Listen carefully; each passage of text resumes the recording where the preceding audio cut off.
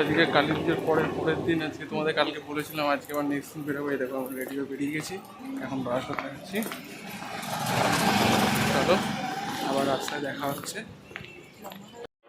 Hey guys, welcome back to our channel Suman Shivani blog. তোমরা কেমন আছো? আশা করছি সবাই খুব ভালো আছো এবং সুস্থ আছো, আর আমিও বেশ ভালো আছি।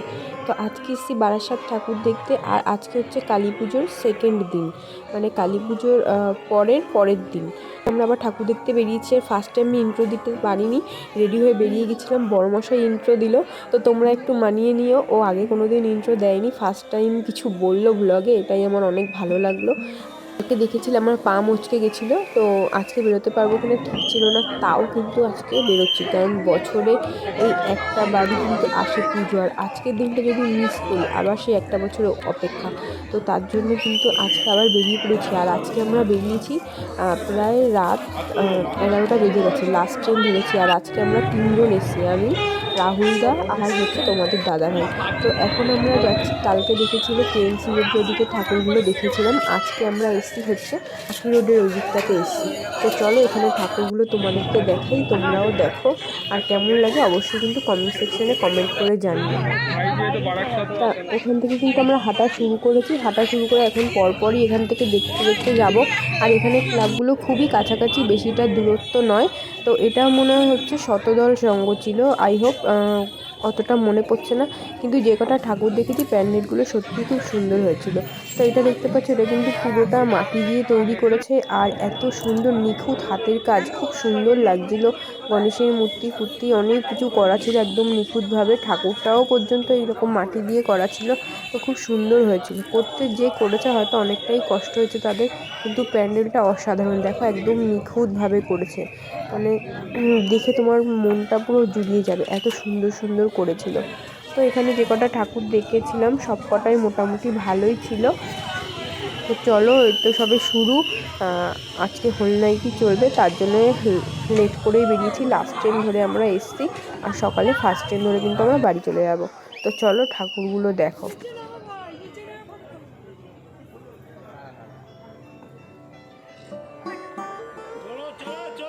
ওটা দেখার পর তারপর এখন আমরা চলে এসেছি বুর্জ খালিফা প্যান্ডেলে, আর এইটা হচ্ছে বুর্জ খালিফার ভেতরের ঠাকুর।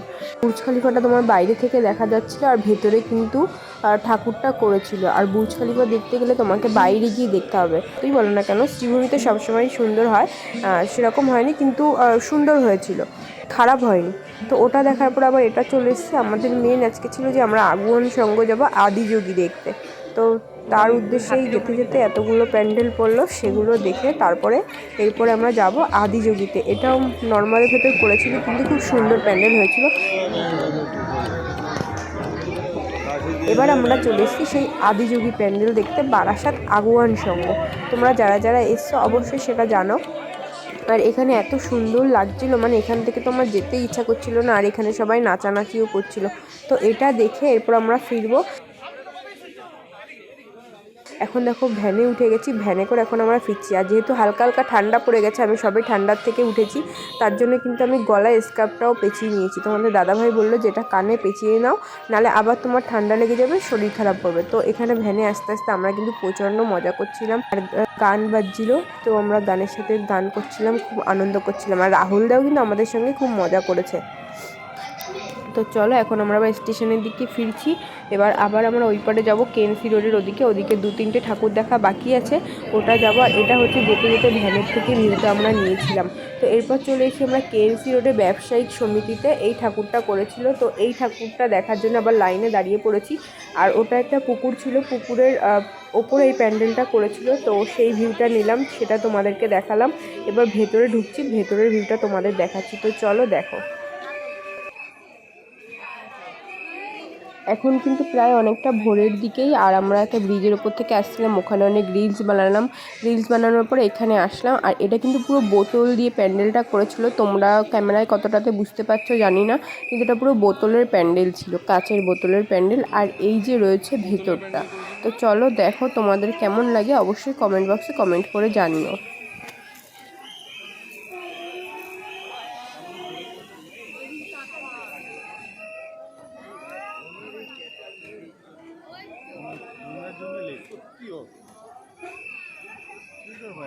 ভালো লাগে গেছে, ভালো লাগলে একটু ফটো তো তুলবি।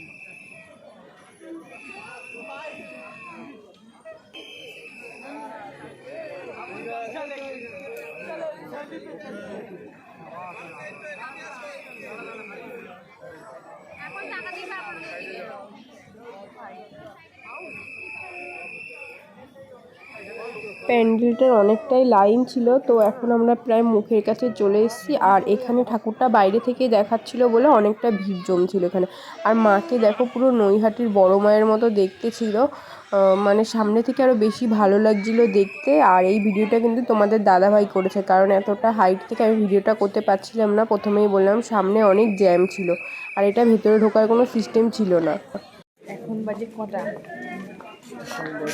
তোমার 2:50। এখন 2:50 বেজে আমরা এবার মোমো টোমো খেয়ে এখন যাচ্ছি যেন কোথায়, নবপল্লী যাচ্ছি। এইটা দেখে আর দুটো দেখবো, তারপর বাড়ি যাবো। যেতে যেতে 5টা বেজে যাবে। রাহুলরা একটু হাই করে দাও।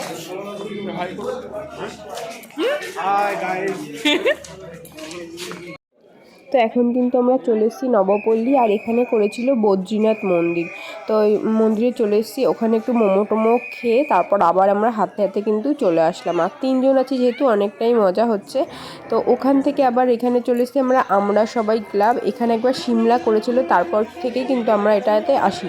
তো এটা করেছিল ইলোরার কি একটা যেন করেছিল, অতটা আমার মনে পড়ছে না। আর এই প্যান্ডেলটাতে আসতে গিয়ে আমরা অনেকটাই হ্যারাসমেন্ট হয়েছি, কারণ রাস্তা ভুলে গেছি। নবপল্লী থেকে উল্টো দিক থেকে বেরিয়েছি, যার জন্য এই রাস্তাটা আমরা চিনতে পারছিলাম না। অনেকটা ঘুরে ঘুরে তারপরে যেই রাস্তা থেকে গেছি সেই রাস্তা থেকে 2-3 বার করে হেঁটে হেঁটে তবেই কিন্তু আমরা এই প্যান্ডেলটাতে এসেছি।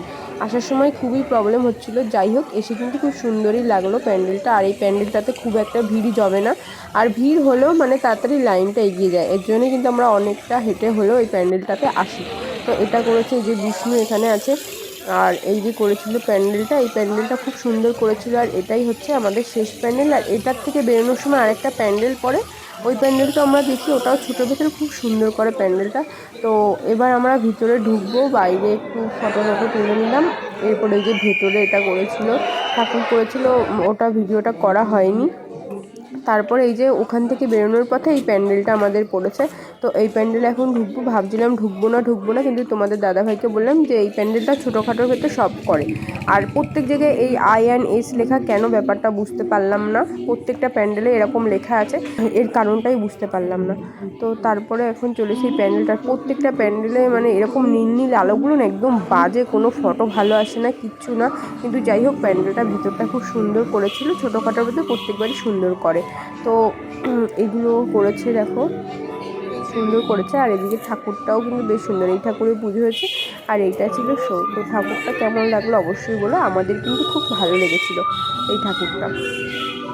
তারপর ওখান থেকে আবার হেঁটে হেঁটে আমরা চলে এসেছি এখন হৃদয়পুর সন্ধানী ক্লাব। তো সন্ধানী ক্লাবে এটা করেছিল, এই যে আমরা এখন গেটের থেকে ঢুকছি, আর এখন প্রায় কিন্তু ভোর হয়ে গেছে।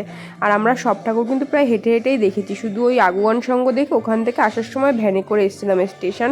তাছাড়া বাদবাকি ঠাকুর আমরা সব হেঁটে হেঁটেই দেখি। আর এমনি আমরা প্রত্যেকবারই হেঁটে হেঁটেই সব ঠাকুরগুলো দেখি, কিন্তু অন্যবার আমরা আগুয়ান সঙ্গ ওই ক্লাবগুলোতে যায় না, কিন্তু এবার গেছি নতুন আদিযোগীর জন্যই আমরা ওই দিকটা গেছি, আর বুর্জ খালিফার জন্য। তো এখন এইটা দেখেই আমাদের লাস্ট প্যান্ডেল, এখন আমরা প্যান্ডেলের ভেতরে ঢুকছি। এই প্যান্ডেলটাও সুন্দর করেছিল, আগেরবার বেশি ভালো করেছিল, লিফটে ঠাকুর উঠছে নামছে। তো যারা যারা গিয়েছিল অবশ্যই জানো সেটা। তো সেই তখন তো আমি আর ব্লগ করতাম না যে তোমাদেরকে শেয়ার করব, নাহলে আমি তোমাদেরকে ঠিক শেয়ার করতাম। তো এটাই আমাদের শেষ প্যান্ডেল। তো গাইজ এখন বাজে 4:58 বাজে। এখন আমরা ঠাকুর দেখে বাড়ি ফিরছি। বারাসাত থেকে ধরলাম, বারাসাত শিয়ালদা লোকাল 5:14-তে ছাড়বে। তো এখন বাড়ি যাবো, বাড়ি গিয়ে ঘুমাবো, ঘুমিয়ে আবার যাবো পূজাদের বাড়ি, ও যাবে ভাইফোঁটা নিতে। তো আজকের ব্লগটা এই পর্যন্তই রইলো, কেমন লাগছে অবশ্যই জানিও। আজকের মতো টাটা, দেখা হচ্ছে নেক্সট ব্লগে। ততক্ষণ সবাই ভালো থেকো, গুড নাইট।